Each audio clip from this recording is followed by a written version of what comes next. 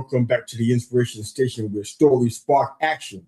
I'm your host, Mr. U. Wherever you are and how you're watching this show, in this video, thanks for making us part of your week. We are live on Facebook and YouTube. And of course, you can find all of our shows across all social media platforms. And anywhere you get your podcast from, you can find any of our works. In studio with us today, internet personality and founder and leader of the Crab Crew Life, Bryan Blackmon is here. Bryan, good to see you, brother. Good to see you too, man. Thanks for having me. Same here, man. Glad to have you here, man. You got an awesome story. I want to hit the ground running and get into it, man. So I understand that you did something that I hear people doing it, but not a whole lot lately. You chased your dream from Texas to California. Talk about that, brother. I just, since I was a little kid, man, I've just always wanted to live out here. I grew up watching, MTV when it first came out with my dad. And you watching stuff too? Come on, man. That was you? Yeah, man. It was, it was all the 80s hair metal bands and all the pop music that was going on back then in the 80s.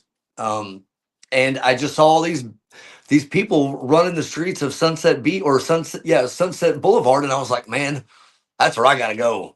I got to go there like ASAP. And I was young too. I was like maybe 7. Wow. Yeah. It was so vivid. I come from a musically inclined family. And so I just wanted to play guitar as soon as I saw, what those Motley Crue and Poison and Quiet Riot and all these bands were doing. And I was like, man, that's what I'm going to do. That's what I'm going to do. So it took me till I was 42 to get out here, but I finally made it. 35 years later. Wow, that's crazy. Yeah. One thing that this show does really well, I'm really, really proud of this. And it's really not even me, it's really the guests that make this happen. They come in and they share a dream that they have. And it means, like you said, it's so vivid to them. And they're really transparent. At least the guests we've had this year alone have been really transparent about what happened on the road to the dream. Because some folks give you the highlights. They don't want to talk about the other stuff because it makes them look bad in their mind. But on the road to this dream, you ran into some hard luck, man. Tell us about that part of the story. Yes, sir. Well, I started really young, struggling with alcohol and drug addiction, and it just consumed my life. It took over, and it was fun for a while. It was fun for many years, actually. I partied with some of the rock stars and just coolest people and had a really good time. And then it got to the point where it wasn't, and now it was just my way of life, and it was how I had to function on a daily basis. And I've been to so many rehabs and sober living homes and different ways of trying to get sober, and none of them ever worked. I just was never ready. Jails, prisons, institutions, as they say. And when I got to California, all of it got much worse. And it was a real struggle. I was struggling bad when I got out here. It definitely was the California lifestyle that I wanted to live, and when I got here, I lived it up, man. That's for sure. Yeah, a lot of things. People talk about how the grass is always green until you get there. It's like, wow, and you want to get there, and many are like you, man. They want to get to California because so the glamorization, if you will, if that's a word, the glitz, right? The lifestyle. Yeah. They don't see the seedy underbelly of the lifestyle, man. And you got a chance to see that stuff in Technicolor, actually, man. But I love another part of your story, man, because this is the part that I told the men about. We have a lot of men's content on our brand, and we deal with this stuff all the time. And we really tackle the subject of community and not walking in isolation. You made a friend. I would call this person an unlikely friend from the story that I heard from you. An unlikely friend that literally changed your life. I mean, there's a lot of men, they struggle with that because somewhere they got the idea that men can't have real friends. You can't have that kind of community and that kind of authentic relationship. But you found a friend, or a friend found you. Tell the story how that went down, man. Well, if you're talking about Elaine, that's okay. Yeah, definitely unlikely. I would have never guessed that my homelessness would have led to this wonderful, wonderful human being. And it was definitely one of those, I definitely believe in a higher power. I was brought up in a really Southern Baptist Christian home, and I don't I don't do religion, but I definitely do the spiritual thing, and I'm definitely a believer in a power greater than myself. And for me, there's no other way to look at it other than I was put in her path as well as she was put in my path. She was, living at this house alone. She's was 85, needed a lot of help around the house, and just needed somebody to be there, and so we were definitely put on each other's path for a reason. And turns out she, not only gave me a roof over my head, but um, a couple years later, after me living here, is when the addiction and alcoholism went tenfold into Mm. darkness, more so than it's probably ever been, because I truly isolated myself. But I had this roof over my head now, where I was struggling for so many years out here, homeless and bouncing around from place to place, and I needed rest, right? And once I got that roof over my head, is when I really isolated and started falling deeper and darker into drugs and alcohol. And I woke up one morning and had this epiphany, and everything in my body, spirit, mind, soul, every cell in my body, man, and every voice, the devil on my shoulder, the angel on the other shoulder, all of it lined up. And I was brushing my teeth. I looked in the mirror, and something just spoke to me, and all I heard were the words, "You are worth it." And like I said, I've gotten sober for every reason under the sun. It didn't work doing it for my mom, for my family, for jails, for prisons, for probation, parole. Um, they were all just temporary fixes to get what I selfishly needed at the time. But this time, everything lined up, and it was for me. It was for nobody else. And I just made a conscious decision at that point. And I said, okay, I'm done. And I really struggled for the first 6 months, man. It was brutal.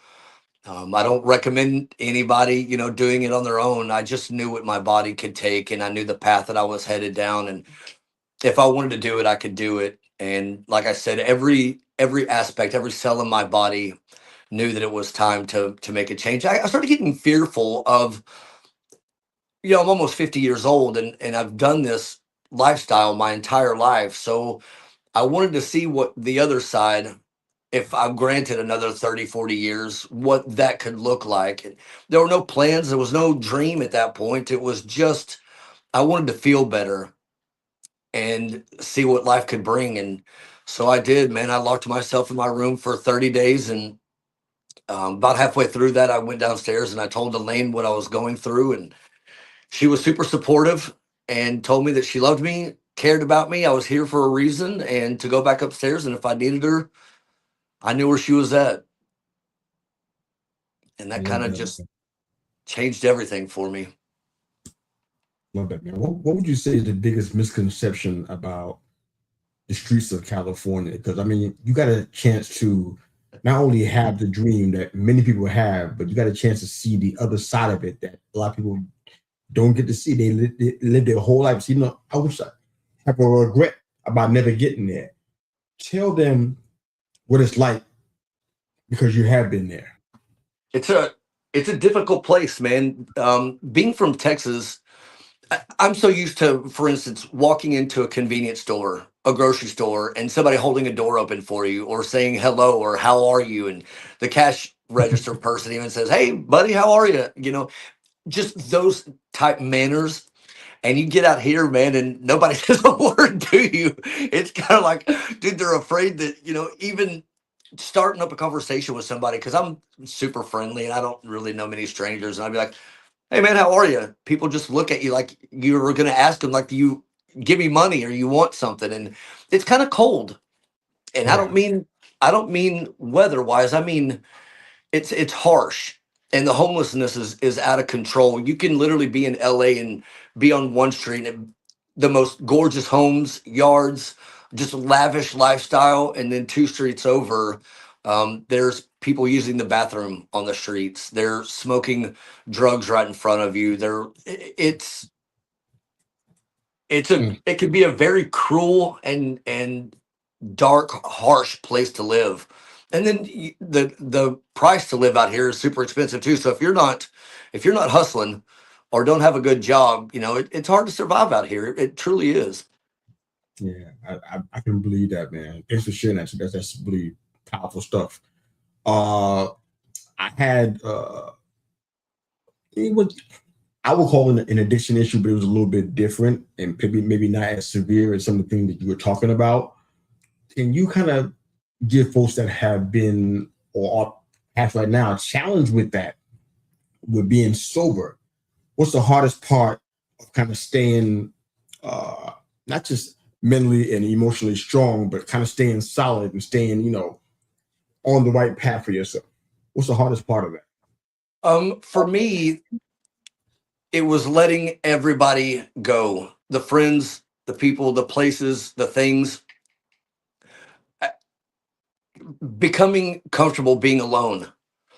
That was the hardest part because when you start making those kind of decisions to better yourself, I have found that there's a huge support group. Don't get me wrong. To be around people who are doing that same stuff, AA meetings, NA meetings, churches if you're into that part of it as well. But I had to let go of everything that I knew, everything that made me comfortable. And that I think was the hardest part. And sometimes that still is a hard part. I don't surround myself with a lot of people. I keep a really small circle, and I mean like down to one. That's not a joke. I mean, you know, I do have a great support group with my family, and when I started to get sober, I went to a certain meeting here in Southern California down the street from my house. I met a lot of great people there, but letting go of what was always familiar to you, Mm. that for me was the hardest part, and sometimes can still get to me. um and just knowing that staying on this course, amazing things just keep happening, things that I could have never ever dreamed of or even thought possible. So once you start getting that some time in and you start truly understanding your worth in this life and believing that you are worthy of having the best possible life, the best joy, the best things, if that's what you're after, just creating a beautiful place inside so the outside will start molding to that belief that you carry about yourself. And to me, that was the hardest part, was building, letting go of all that, and then building a different environment internally, to let the external world start kind of molding to the gratitude that I have inside. I love it. A good friend of mine, he is one of our key panelists on our Men's Roundtable Series podcast. He's an insightful guy, has an incredible story. You guys definitely got to hear each other's story for sure. He said the old recovery program slogan, work it because you're worth it. And then he asked you what part of Cali are you from? So you can share that with him real quick. What part of Cali are you from?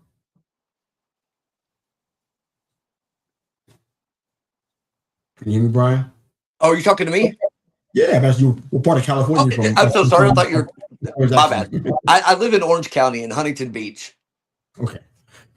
You might but be familiar. I moved here. I went straight from Texas to Venice, um, uh, Costa Mesa, not Costa Mesa, Venice, Santa Monica, Culver City, Woodland Hills, Canoga Park, and then Huntington Beach. So I got the whole You moved LA around. tour.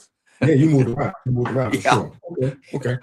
Well, I would imagine, Brian, that you on this quest to live this lifestyle, you learning some things about soberness and stability. Is this something that people don't normally think about, or they got a misconception about when it comes to staying sober? I think for me, that's a great question. For me, I just love to make people laugh. I've always been kind of like the class clown type person. I've always enjoyed life for the most part. Um, so to me, I was afraid of never laughing again. I was afraid Wow. of not being able to have fun, and that kind of terrified me. It's all I've ever known, right? It's all I've ever known is that lifestyle. So would I still be able to have fun? Not going to bars, not doing drugs with people, not getting out there and just being wild and crazy and experiencing new things. Little did I know that there were so many more wonderful experiences to live without having that in my life. But in the beginning, that terrified me. No, that makes sense, man. That makes sense. I know that a lot of things had to change for you, and I want to try to get into the back end of our broadcast today. So I'll try to speed it up a little bit. Sure. But I know a lot of things had to shift. What do you think changed first? Was it your mindset? Was it the environment that you and the people that you were around, or was it your habits? What do you think changed first out of those three? Your mindset, the environment slash the people you were around, or your habits? Mindset, habits, and the habits and the friends and the environment and stuff kind of go hand in hand for me Okay. because I had to change my habits. Right. And changing my habits meant I had to let go of all of that. So the mindset is definitely what came first because I had to truly understand that this is what I wanted. I wanted to change. I wanted a new lifestyle. I wanted a new heart. I needed, I believe everybody's born with a light inside of them, right? That's what gives us that smile, that joy, that love for life, that zest. Depending on what it is that you're doing with your own mind can and your own lifestyle can dim that light. And mine got to the point where it was barely on, and so I had to change my mindset about what I wanted out of life. And when I did that, the habits and the people and all that started changing. But I had to do it within first. I couldn't do it. And I learned that from so many years of getting sober before that I couldn't do it for any other reason but myself. And once I truly understood what that meant, everything else kind of just started falling into place. But you know, my habits definitely were something I had to let go of and form new ones. And in doing so, it changed my mentality. It changed my heart. It changed my spirit. Other things outside of that particular drug and alcohol lifestyle started making me happy. Just being grateful for five simple things, right? When I wake up, being grateful that I have another day, the roof over my head, the shoes on my feet, the clothes on my back, and the food in my stomach. And when I keep things simple and grateful for those little things, other doors just start opening and I start finding different aspects of life so much more enjoyable. So, yeah. Okay, that's awesome, man. I love hearing that, man. Thanks for being so transparent, man. I appreciate it, man. I like that. Yeah, I you're like that. welcome. Thank you. I got a few more questions I want to ask you, so we're gonna go a little bit rapid fire. I want to try to Okay. get them in, but we have to close out. All right. So you talk about digital accountability. TikTok Live. Tell me how you staying accountable using TikTok. I gotta hear this, brother. Be as brief as you can, though. Go ahead. It started giving me a way to give back throughout Wow. my life. Even though I lost friends and my family never gave up on me, and the closest people in my life always knew that I was worth doing something greater than what I was doing. So I've always had a lot of love and support. People didn't really just give up on me; they had to back away. And going live on TikTok was I couldn't have planned that for the life of me. Yeah, I could have never told anybody, oh, my plan is to go on TikTok live and just start sharing my story. It just happened. And it was a way for me to stay accountable, not only for myself, but other people. It started getting so big and so just positive and fun and showing people around California that it just became excuse me, it became something that I truly enjoy doing and I love giving back. And my thing is that if I can make one person laugh a little bit harder excuse me, than they did from the time that they woke up until the time they watched my live, or if they looked at their own life in some different perspective that they didn't think about that day, then I think that my job is doing something worthwhile. So yeah, it keeps me doing something outside Good, myself, man. man. I love this, man. I love this. All right, let's keep on moving. Okay. What do you think? What do you think? I know she's not here to answer this herself, but what do you think Elaine saw in you that you didn't see in yourself at the time? I've asked her that question, and it's a very simple answer. She said God told her to. She went with her intuition. She went with, she just did. And I've asked her Mm. that so many times, and she just said, Brian, it wasn't me.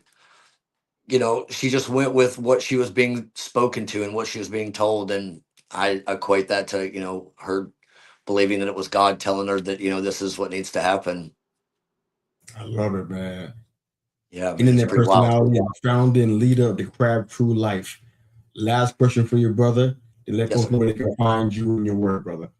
So, what's next for you in the Crab Crew in Well, 2026 and beyond, man? What's next, man?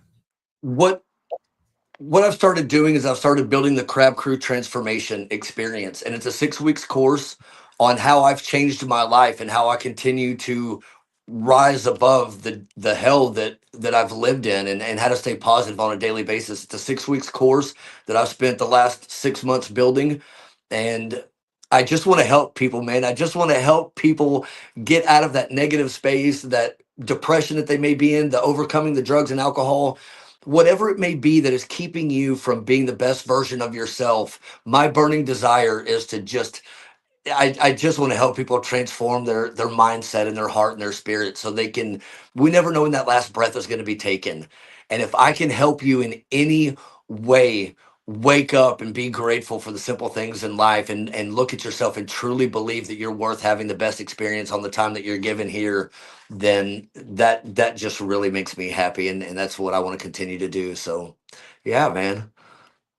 Thank you, brother. We got your website up on the screen for those that are listening and not watching. Crabcrewlife.com. Crew spelled CREW. Yes, sir. Crabcrewlife.com. Get with this man. He has an incredible story. Founder of the Crab Crew Transformation, Bryan Blackmon. Thanks for being here, brother, making us part of your day. Appreciate it, Hey, man. man, thank you so much. I really enjoyed it. I appreciate it. Same here. So that's Bryan Blackmon. I'm Mr. U. Thanks for watching our show. Hope you're inspired.